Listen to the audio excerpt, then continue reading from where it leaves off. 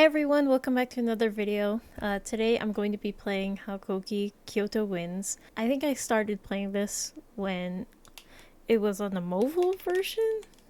That's the first time I ever saw it, but honestly when I saw it again on the PC, I just wanted to try it out. So yeah, hopefully you guys will like this. Hopefully it'll be just like how I remember it. I'll just get right into it. I'm definitely making it all the way through, even though it's an old game. I know this is supposed to be Chizuru, but I am gonna change it. Let's go with this now.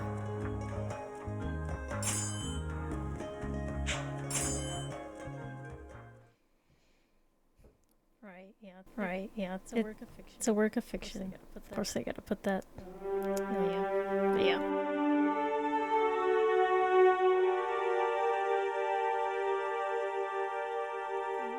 Ooh.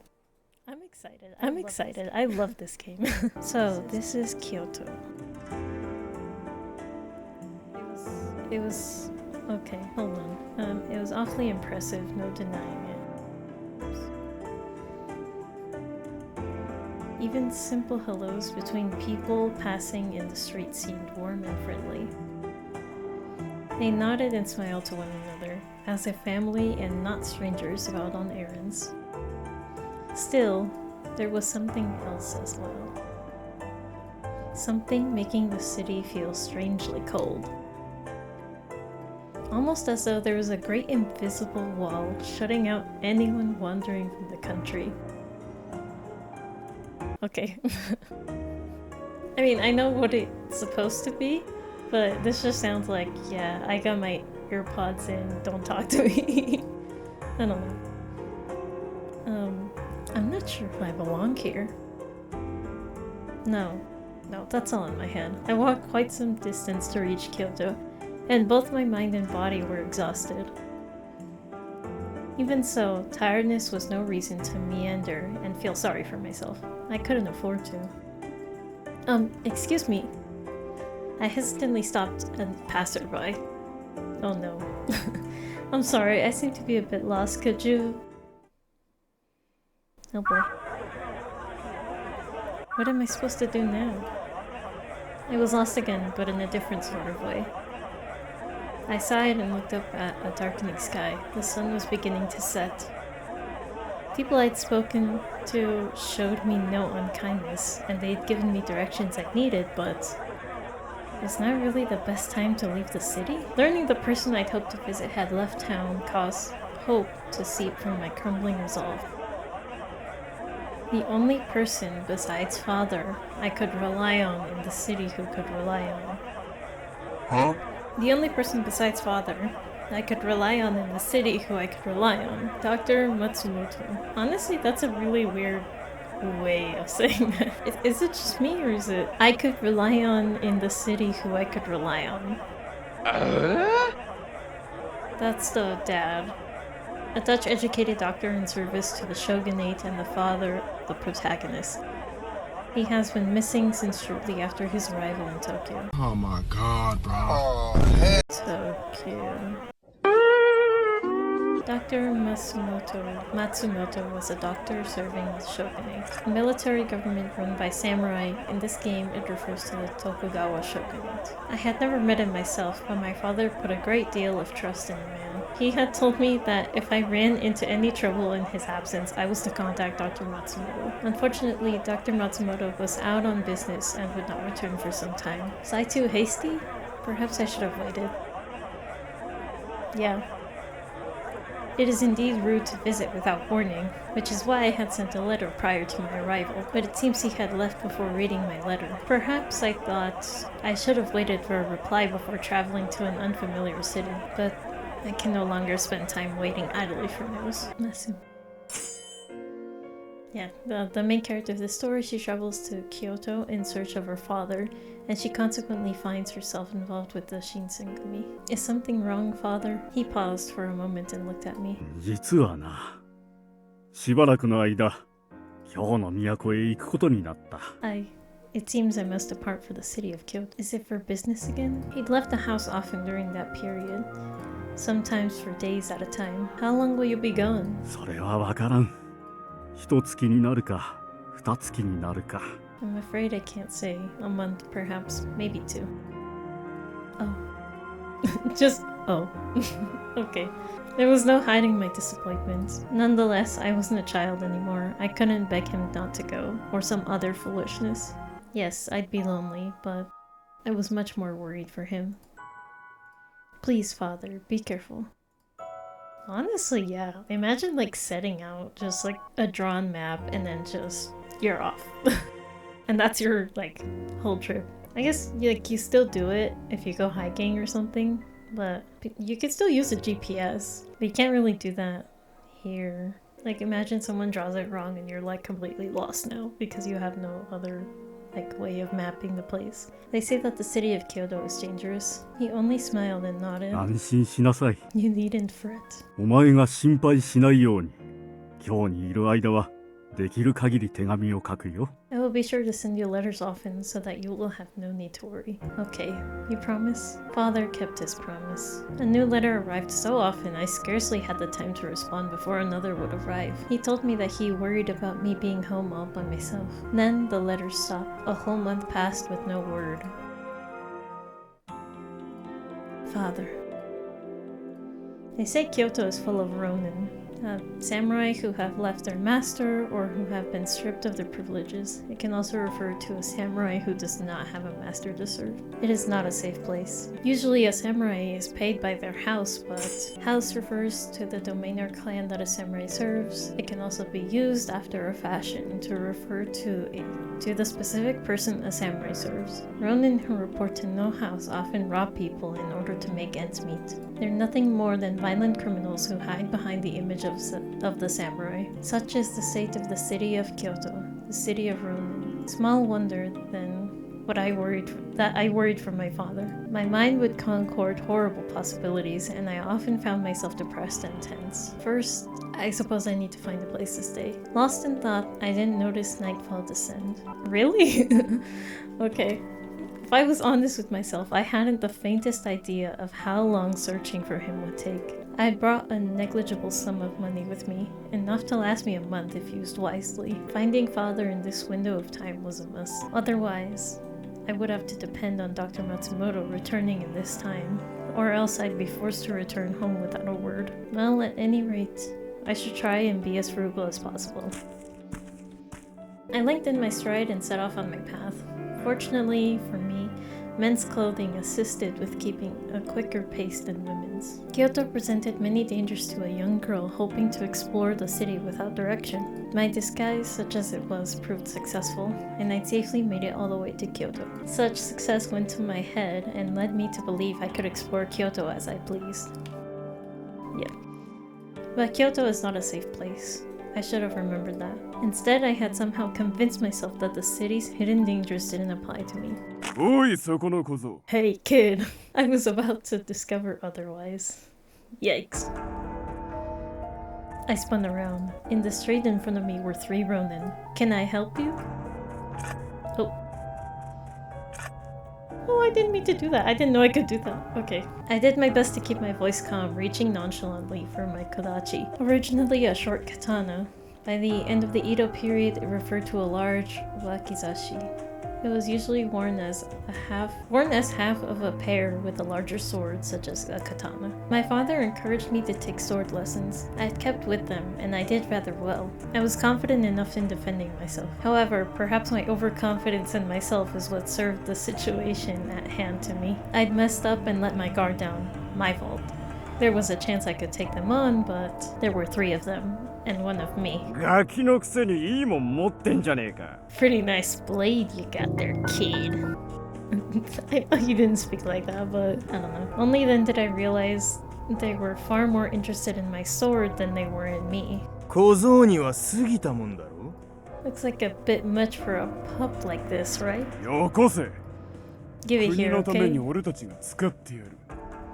Give it here, okay? We'll put it to good use. But the sword wasn't just some blade I'd picked up. It was a family heirloom spanning generations. There was no way I could give it to the Ronin, though I had a feeling they wouldn't understand. In such a situation, the best decision was undoubtedly to retreat. Yeah, I turned and ran as fast as my legs could. おい、待ちやがれ小僧 Hey, get back here, you little bastard. Oh god.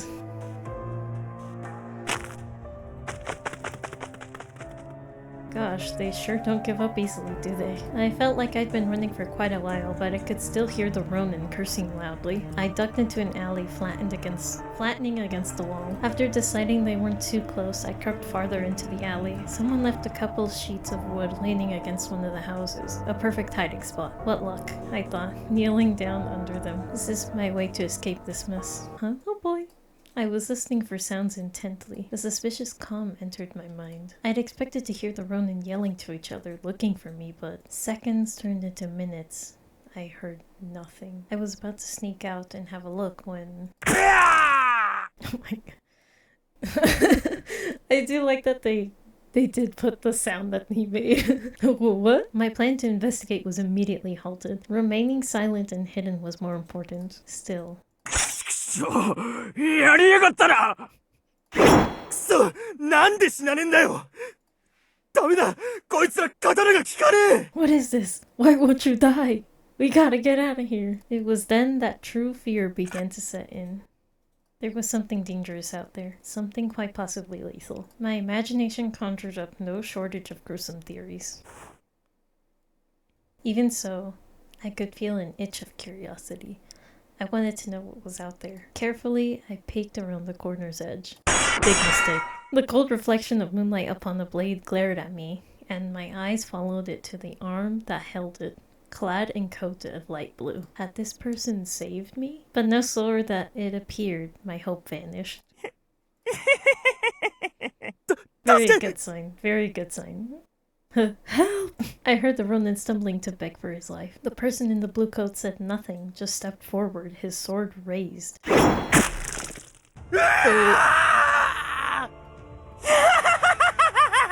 This is always a great sign. No, it's not. A high screeching laugh cut the man's scream. Just how many slices do you need, bro? The blade fell through the air like a butcher's knife rather than a sword. No skill, just death. The scream turned wet, caught, and disappeared like air leaving half-empty pillows. My eyes went wide. I had just witnessed a murder. Any strength I received vanished quickly. Vanished? Why'd I say vanished? Okay, any strength I received vanished quickly. My legs gave way, and I crumbled to the ground. My eyes widened like busted shells. He died with the first blow, but as I watched, the blades fell, carving lines into the corpse. The soft slip of a blade through flesh. The silent creep of blood across ground. I felt nothing from them but madness. Their only desire was raw, animalistic violence. Whatever they were, it wasn't human. They were broken. I could feel my throat clenched tightly, and the warm, dark smell brushed against my face. I slowly recognized the coppery tang of blood. An icy bolt of fear ran down my spine, crawling into my limbs and freezing me in place. I was terrified. What was I going to do? What could I do? You have to run, listen. I forced my jaw open and drew a ragged breath. This was the only chance I'd get. I had to. Ah! My body, still numb with fear, was unresponsive. I lurched sideways against the stacked wood, and with a rough clatter, it collapsed. A way to attract attention. Oh god. I promise it gets better. Doesn't look like it will, but it does. The creatures turned, coats drenched in blood. Their eyes locked with mine and bore into me. Hideous grins split their inhuman faces. Shaking with excitement and prey to slaughter. I had to run. I couldn't die yet. But my legs refused to move. Their hideous cackling laughter echoed. I was going to die. My body was frozen with terror. I couldn't even scream. This was it. This was the end. What? I watched them raise their bloody swords, the moon glinting off the metal. Then there was a flash of light and the soft splash of blood. I could feel it, warm and sticky. Bile began to rise in my throat, but before disgust took hold, I heard a voice.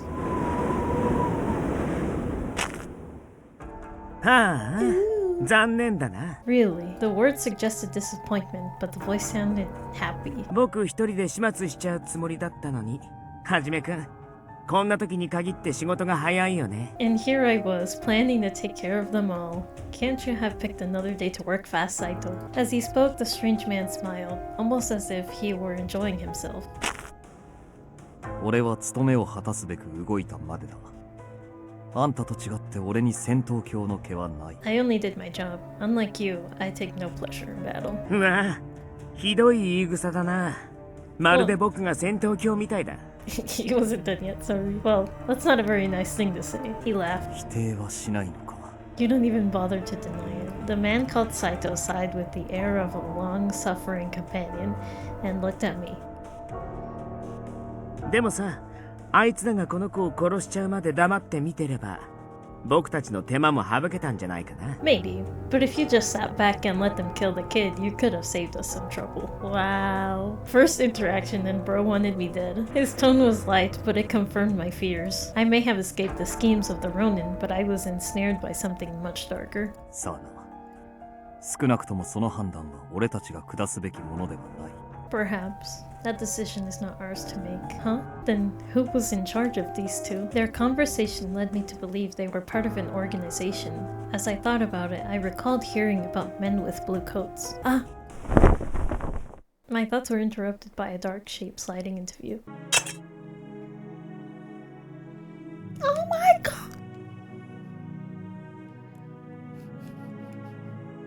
Oh, I swallowed hard. The moonlight shone off his smooth, dark hair. For reasons I couldn't fathom, in that moment the light on his hair made me think of the wistfulness of flower petals. It was almost as if the cherry trees were blooming out of season. Wow. 運のないやつだ。 Luck is not your friend tonight. His voice was cold and quiet, like a blade of ice.